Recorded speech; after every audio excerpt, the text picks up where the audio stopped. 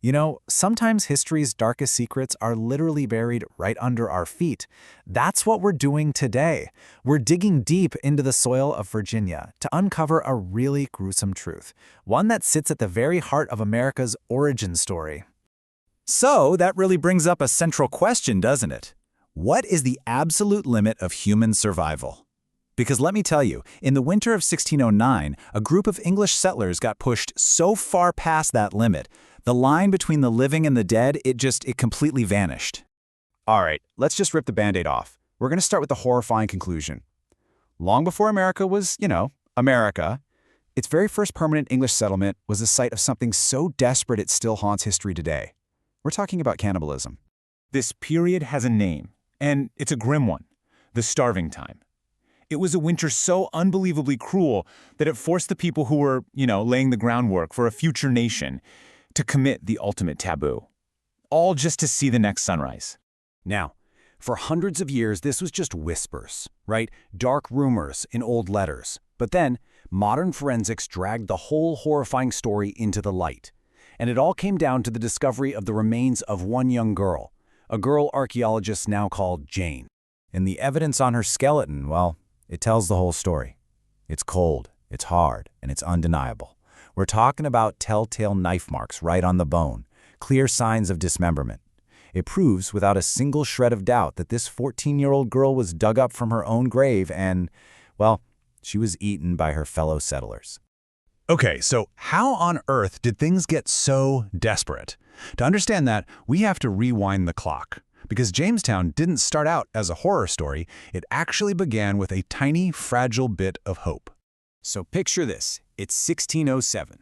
About 100 Englishmen land on the Virginia coast and build this little triangular fort. And they're on edge, right?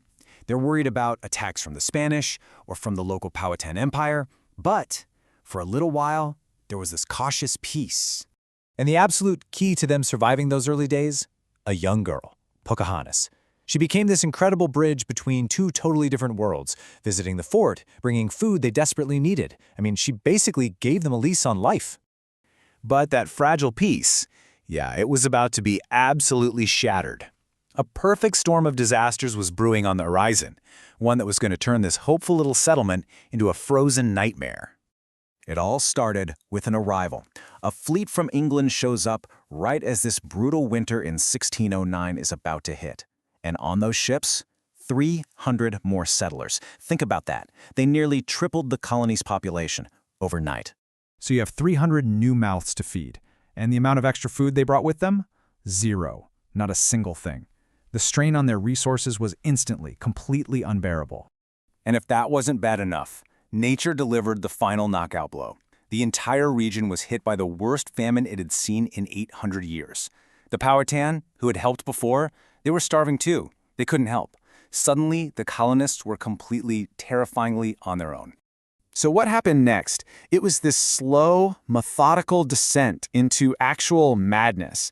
As hunger just gnawed away at their humanity, bit by bit, the settlers started making a series of horrifying choices. You can almost see it as a ladder of desperation, each rung worse than the last. First, they ate the horses and their own pet dogs. Then it was rats, snakes, mice, anything that moved. They even started boiling their own shoe leather just to have something, anything to chew on. And when all of that was gone, there was only one terrible option left. They started digging up the graves. And the accounts from people who actually survived this, they are absolutely bone-chilling.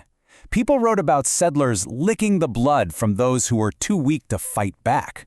The whole social order just collapsed. It got so bad that a father would look at his own family not with love, but with the eyes of a predator.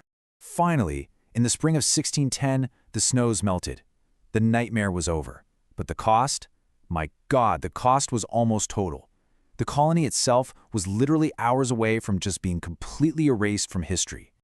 Just look at the numbers here. They're staggering. You start the winter with about 500 people. You end it with 60. And the descriptions say they looked more like walking corpses than human beings. That's nearly 90% of the entire colony gone. So for the few who were left, what else could they do? They believed the land was cursed, a graveyard. They did the only logical thing left. They gave up. They completely abandoned the fort, got on their ship, and started sailing for the coast. The plan was to just go back to England and leave this whole American experiment behind for good. But then, something incredible happens. Just as they're reaching the coast, about to head out to sea, they see sails on the horizon. It's a miracle. A fleet of ships, led by a new governor, Lord Delaware, and he's bringing 150 new settlers and, this is the crucial part, massive amounts of food. At the literal last possible second, Jamestown was saved from disappearing. So Jamestown survived. It made it through its absolute darkest winter, but it was forever changed. And it just leaves you with this incredible question, right?